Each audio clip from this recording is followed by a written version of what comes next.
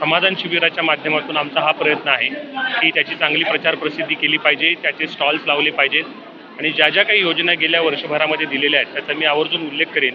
एकतर ज्या वर्ग 2च्या जमिनी आहेत त्या वर्ग 1 करता येतील काही प्रीमियम भरून। कुळ कायद्याच्या सुद्धा ज्या नोंदी आहेत 10 वर्षानंतर कुळ कायद्याच्या हस्तांतरणावरची जी बंदी आहे ती उठते। पुनर्वसनाच्या पण जे 10 वर्षाच्या नंतर त्याची बंदी उठते। महसूल विभाग अंतर्गत क्षेत्रीय स्तरावर ग्रामीण भागात सर्वसामान्य जनता, शेतकरी, विद्यार्थी व महिला यांचे महसूल विभागाशी संबंधित प्रश्न सोडवण्यासाठी मंडळ स्तरावर छत्रपती शिवाजी महाराज महाराजोत्सव समाधान शिबिरांचे आयोजन महसूल विभागाच्या वतीने दिनांक 7 मार्च ते 15 मे 2026 या कालावधीत आयोजित करण्यात आले आहेत। शिरसाड नाका येथे महावीरधाम जैन मंदिरात शनिवारी पहिल्या शिबिराचे आयोजन करण्यात आलं होतं।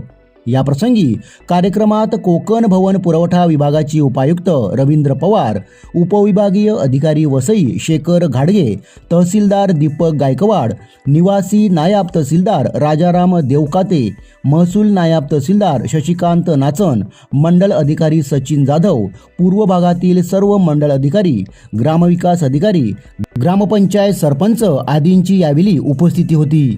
तसेच कार्यक्रमादरम्यान अप्पर आयुक्त कोकण विभाग श्री सालीमाठ यांनी भेट देऊन शिबिरातील उपस्थित लाभार्थ्यांची चर्चा केली व मार्गदर्शन केले। या शिबिरात तत्काल घरपट्टे वाटप, उत्पन्न, जात व रहिवासी प्रमाणपत्र, दाखला, डिजिटल सातबारा अशा महसूल संबंधित 15 प्रकारच्या सेवा नागरिकांना देण्यात आल्या। या प्रसंगी कार्यक्रमात कोकण भवन पुरवठा विभागाचे उपायुक्त रवींद्र पवार यांनी या शिबिराबाबत अधिक माहिती दिली आहे। पाहूया। तर वसई तालुक्यातील पहिले समाधान शिबिराचा शुभारंभ झालेला आहे।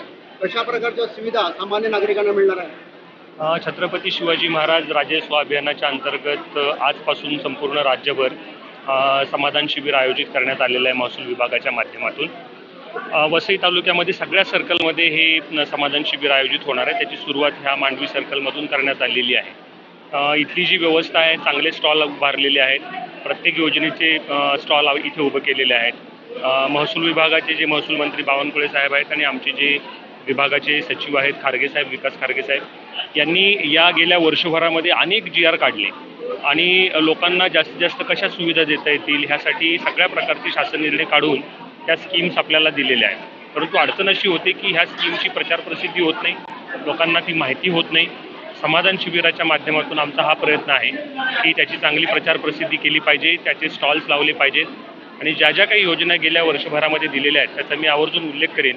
एकतर ज्या वर्ग 2च्या जमिनी आहेत त्या वर्ग 1 करता येतील काही प्रीमियम भरून।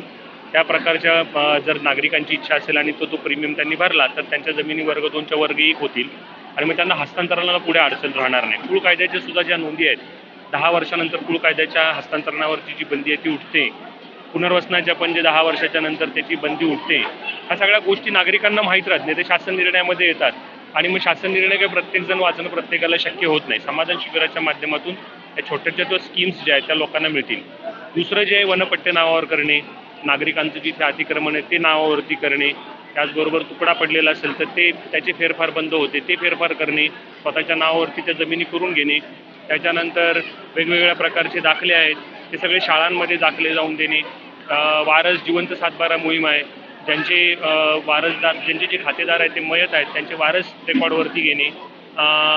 याच्यासारख्या अनेक स्कीम्स, रेशन कार्ड, वेगवेगळ्या प्रकारच्या ॲग्रीज टॅक्सच्या नोंदी आहेत, त्याचबरोबर ती लाडके बहीणसारख्या योजना आहेत, आरोग्य शिबिर आहेत, मोजणी आहे।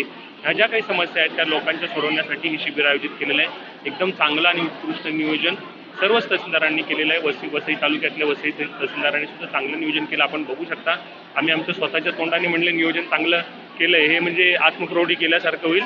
चांगलं नियोजन केलं आहे, नागरिकांची संख्यासुद्धाही 1000-1500च्या वरती आहे।